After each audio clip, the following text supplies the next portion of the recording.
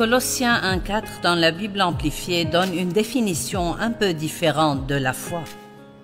Il dit « Nous avons été informés de votre foi en Jésus-Christ, qui est le fait de s'appuyer sur lui de toute votre personnalité humaine, dans une confiance absolue en sa puissance, sa sagesse et sa bonté. » C'est donc le fait de s'appuyer entièrement sur lui.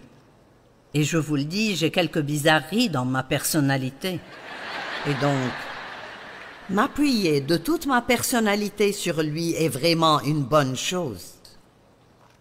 Nous devons nous appuyer entièrement sur lui, dans une confiance absolue en, premièrement, sa puissance parce qu'il peut le faire, sa sagesse parce qu'il sait comment faire et sa bonté parce qu'il veut le faire.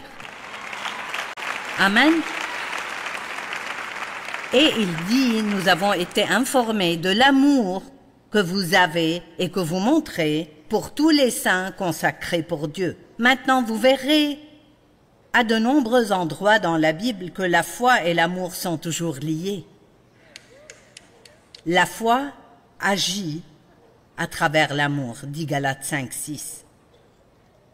Eh bien, cela signifie deux choses. Premièrement, je dois savoir que Dieu m'aime, sinon je ne lui ferai pas confiance. Mais j'ai aussi besoin d'aimer les autres, parce que c'est le pouvoir qui fait marcher mes prières. Galates 5,6 dans la version amplifiée dit que l'amour dynamise nos prières. C'est l'énergie pour faire avancer les choses. Écoutez-moi, la plus grande chose que vous puissiez faire est d'aimer les gens, et il faut toute une vie pour apprendre à le faire. Et aujourd'hui, nous avons tout un monde rempli de gens qui sont de plus en plus difficiles à aimer.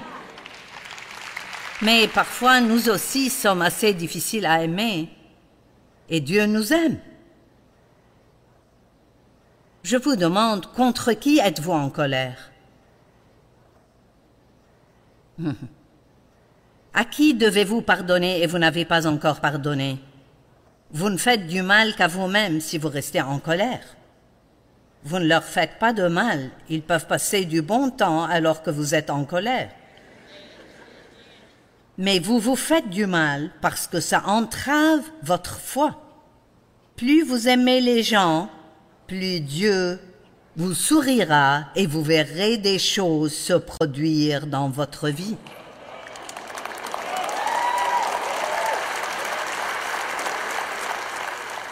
« 1 Timothée 1,19 » il dit « Gardez la foi, tenez ferme, le diable essaiera de vous l'enlever. » Le diable ne veut pas que vous ayez la foi, parce qu'il sait que si vous avez la foi et vous restez ferme dans la foi, vous obtiendrez les choses que Dieu vous promet et il ne veut pas que vous les ayez. C'est pourquoi, demandez avec audace, il essaye de garder cela secret. Alors nous disons, « Mon Dieu, si tu fais juste ceci. » Ne soyez pas des mendiants, soyez audacieux. Mon Dieu, tu l'as promis dans ta parole, et je sais que je ne le mérite pas, mais je te crois que tu le feras pour moi. Dieu, je me suis fourré dans le pétrin, sors-moi de là s'il te plaît. Allez, amen.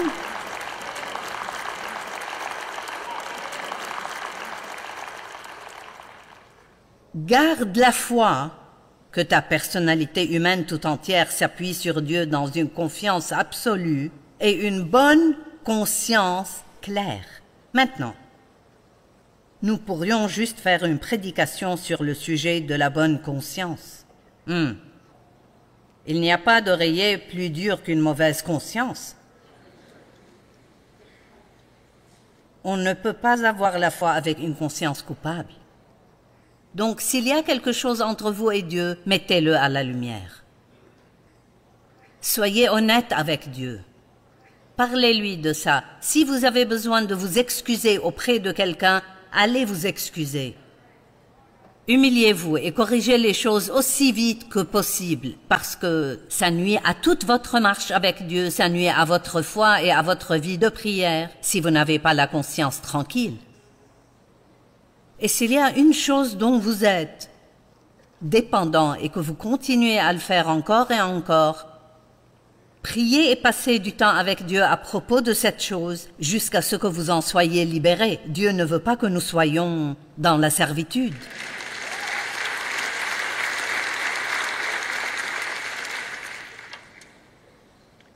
Romains 12, 3 à 8. Par la grâce qui m'a été donnée, je dis à chacun de vous de ne pas avoir une trop haute opinion de lui-même, mais de garder des sentiments humbles et modestes, chacun selon la mesure de foi que Dieu lui a donnée. Maintenant, tout le monde a la foi. Tout dépend de ce que vous en faites, ça fait toute la différence. Certaines personnes placent leur foi dans la banque. Certains placent leur foi dans leurs investissements. Certains placent leur foi dans leur plan de retraite. Certains placent leur foi dans les gens.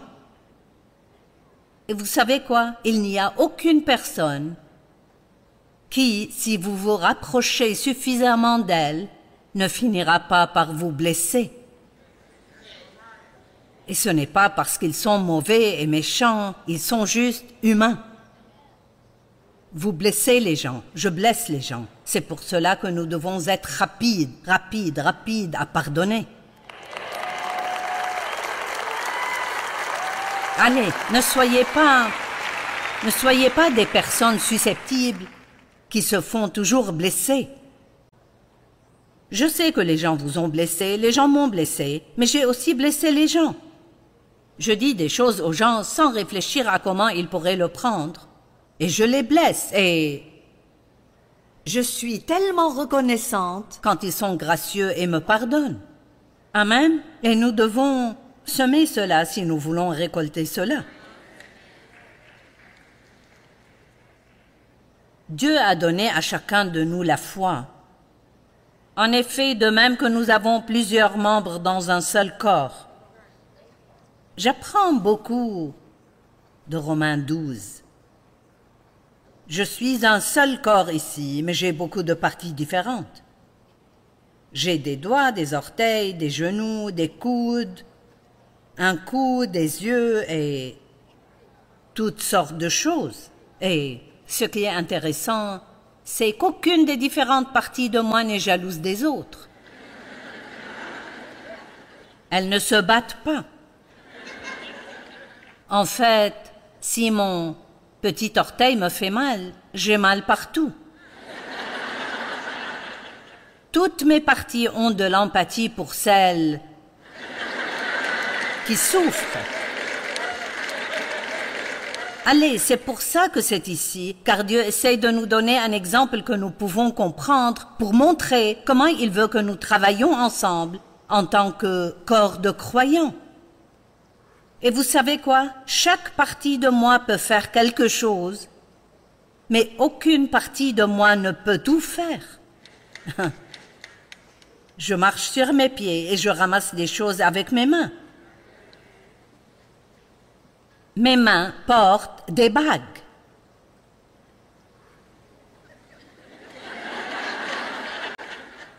Et mes yeux peuvent les regarder. Savez-vous que votre doigt n'a jamais vu votre bague?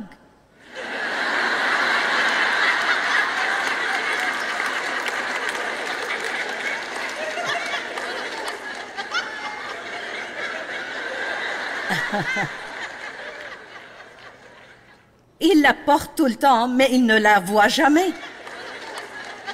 Et vos yeux peuvent voir la bague, mais ils n'en porteront jamais une. Mais, vous savez, parfois nous voulons ce que les autres ont. Et supposons que Dieu réponde à certaines de ces prières stupides que nous prions. Et si les yeux disaient « Mon Dieu, je veux ma propre bague ». J'en ai marre de regarder les bagues des doigts, je veux ma propre bague. Et si Dieu répondait à cette prière?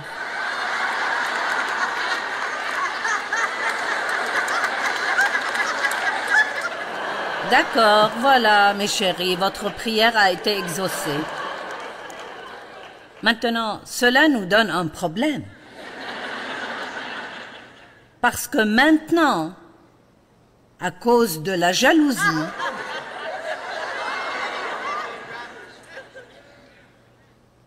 maintenant, je ne peux pas faire ce que je suis censé faire. J'ai eu ce que je voulais, mais je ne vois pas où je dois aller.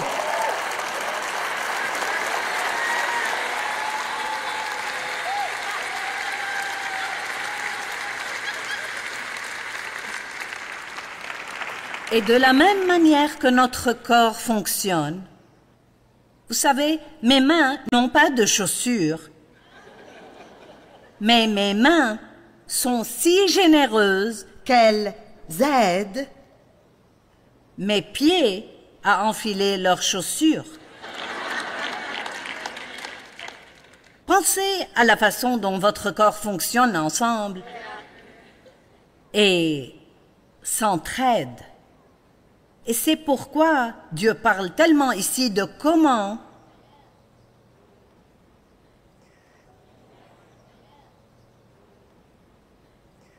de même que nous avons plusieurs membres dans un seul corps et que tous les membres n'ont pas la même fonction. Verset 5. De même, nous qui sommes plusieurs, nous formons un seul corps en Christ et nous sommes tous membres les uns des autres. Nous avons des dons différents selon la grâce qui nous a été accordée. Nous avons tous des dons, mais nous ne faisons pas tous la même chose. Et l'une des pires choses que vous puissiez faire est de passer votre vie à faire quelque chose pour lequel vous n'êtes pas doué parce que vous avez vu quelqu'un d'autre le faire et vous êtes jaloux.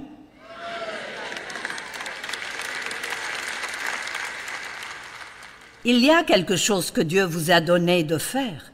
Et je vais vous le dire, si vous faites ce que Dieu vous a vraiment mis sur le cœur, vous serez heureux. Quand Dieu m'a appelé au ministère, les gens me demandent parfois « Comment c'était pour Dave? Était-ce difficile pour Dave ?» Parce qu'une femme occupant cette position, surtout il y a 45 ans, c'était très unique parce que c'était généralement l'homme. Et donc, ça a été difficile pour Dave pour un temps. Et il a demandé à Dieu, « Pourquoi l'as-tu appelé à faire ça et pas moi ?» Et Dieu lui a dit, « C'est pour cela que je l'ai appelé. Et si tu la soutiens et tu fais ce que je t'ai donné à faire, tu auras toujours de la joie. » Et Dave est l'un des gars les plus heureux que je connais.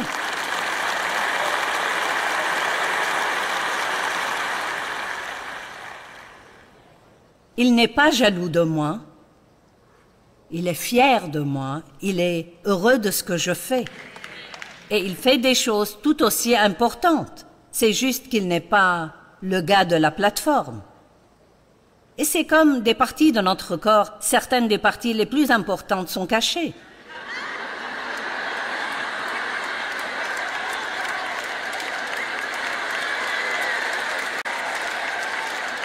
Personne ne les voit jamais.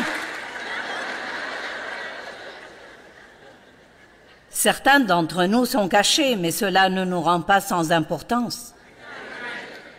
Allez, apprenez quelque chose ce soir.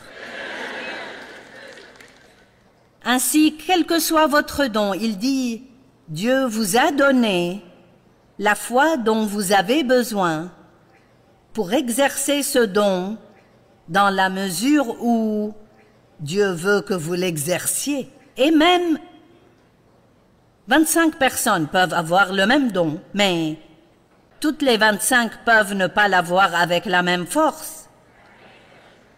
Il y a des milliers de personnes qui chantent, mais il y en a qui chantent mieux que d'autres.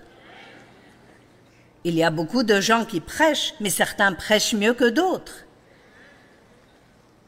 Il y a beaucoup de joueurs de basket, mais certains sont meilleurs que d'autres. Et si nous parvenons à surmonter cette stupide jalousie, la jalousie pourrit les os. Si nous pouvions en arriver au point de croire que Dieu se soucie de moi et que Dieu a un plan pour moi. Vous savez, si vous obteniez ce que quelqu'un d'autre a, mais Dieu ne vous donnait pas la foi pour l'avoir, ça vous rendrait malheureux. Nous avions une étude biblique à la maison. C'est tout ce que nous faisions, une étude biblique à domicile pendant 5 ans. Et environ 20 à 25 personnes y venaient chaque semaine. Et nous allions à une église où le pasteur avait ses opinions sur le fait que l'homme était l'homme et la femme était la femme. Et il a dit à Dave un jour, « Frère, c'est toi qui devrais enseigner cette étude biblique, pas ta femme. » Les gens vous diront des choses qui ne correspondent pas à ce que Dieu vous a dit. Amen. Et donc, nous avons pensé, ok, nous allons obéir au pasteur. Alors Dave a essayé d'enseigner pendant quelques semaines et j'ai essayé de me taire. Vous savez déjà comment ça s'est passé. Ça ne s'est pas bien passé du tout pour moi. Et je me souviens qu'une femme dans l'étude biblique m'a dit, « Qu'est-ce que vous faites? Vous devez suivre Dieu. » Différents dons. Si votre don est de prophétiser, alors prophétisez selon votre foi. Eh bien, ce n'est pas mon don. De temps en temps, Dieu me donne une parole pour quelqu'un, comme il l'a fait ce soir. Ce n'était pas arrivé depuis longtemps. Et je n'essaye pas d'inventer des choses pour impressionner les gens, parce que je ne le veux pas si ce n'est pas réel.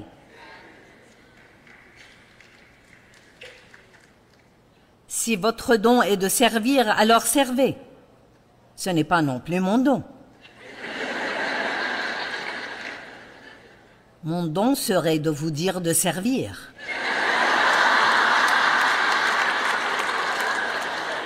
Je suis vraiment douée pour dire aux autres quoi faire. Si votre don est d'enseigner, alors enseignez. Bingo! Si c'est d'encourager, alors encouragez. C'est Mike Shepard. Vous ne pouvez pas rester avec lui plus de 3 minutes sans qu'il vous encourage.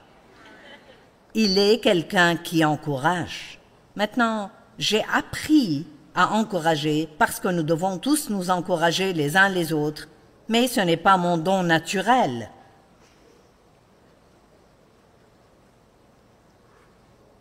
Que celui qui préside le fasse avec zèle,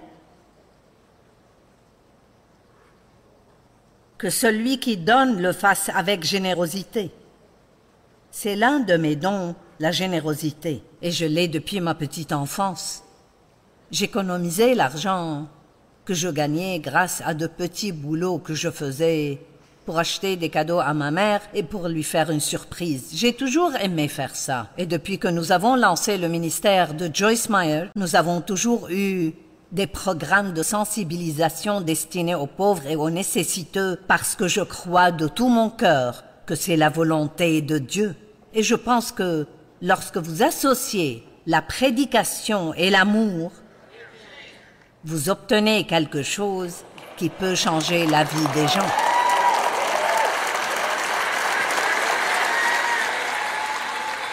Parce que vous allez dans l'un de ces pays où les gens meurent de faim et boivent de l'eau sale, et vous leur dites que Dieu les aime, eh bien, ça a l'air bien. Mais ils sont beaucoup plus susceptibles de le croire si vous les nourrissez pendant un temps et vous leur construisez un endroit décent où vivre, si vous creusez un puits et si vous leur donnez de l'eau potable, Alors quand vous commencez à leur dire que Jésus les aime, ils le croient. Pour moi, c'est la façon de procéder pour les missions. Quand quelqu'un souffre et vous l'aidez, il commence à écouter ce que vous avez à dire. Que celui qui exerce la bienveillance le fasse avec joie. Il y a d'autres dons, comme les dons d'organisation. Chacun d'entre vous a un don. La cuisine n'est pas mon don. J'ai cuisiné 3 repas par jour pendant de nombreuses années, mais je ne sais pas où est passé ce don. La dernière fois que j'ai essayé de faire frire des œufs, l'œuf s'est retrouvé dans la cuisinière, pas dans la poêle. Dave a en fait pris une photo des œufs quand j'ai fini, mais ce serait embarrassant de la montrer. N'ayez pas une plus grande estime de vous-même que vous ne le devriez si vous pouvez faire quelque chose qui semble plus grand que ce que les autres peuvent faire, car ils ne peuvent faire ce qu'ils font que parce que Dieu leur a donné la grâce de le faire. Et vous pouvez faire ce que vous faites que parce que Dieu vous a donné la grâce de le faire. Amen.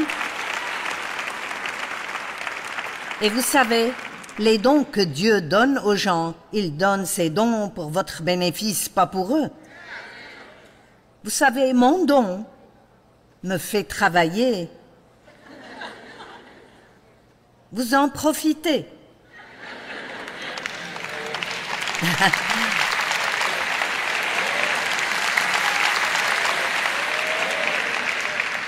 Combien de temps pensez-vous qu'il m'a fallu pour écrire 130 livres? C'est ce que j'ai fait au cours des 45 dernières années. C'est préparer des sermons, enseigner, prêcher, écrire des livres, prier pour les gens. J'ai eu le privilège de voyager. Mais voyez-vous, je ne pourrais rien faire de tout cela si Dieu ne me donnait pas la grâce de le faire. Pour moi, ce n'est pas difficile, parce que j'ai la grâce de le faire. Et je ne serais pas heureuse si je ne faisais pas ça. Merci. J'ai eu le grand privilège de faire 68 voyages missionnaires à l'extérieur du pays. J'aurais aimé pouvoir en faire plus. Je ne peux plus car le décalage horaire est trop dur pour moi. Et si vous êtes intelligent, en vieillissant, vous pouvez toujours être extrêmement utile, Mais vous devez faire quelques ajustements. et donc, je me suis rendue malade à force de travailler trop dur il y a quelques années et il m'a fallu un temps pour m'en remettre. Et j'ai appris que je dois maintenant me consacrer aux choses que je suis la seule dans le ministère à pouvoir faire. Personne d'autre ne peut prêcher mes sermons ni écrire mes livres. Alors je fais les choses que je suis censée faire et Dieu m'a donné des gens merveilleux tout autour de moi pour m'aider à faire toutes les autres choses.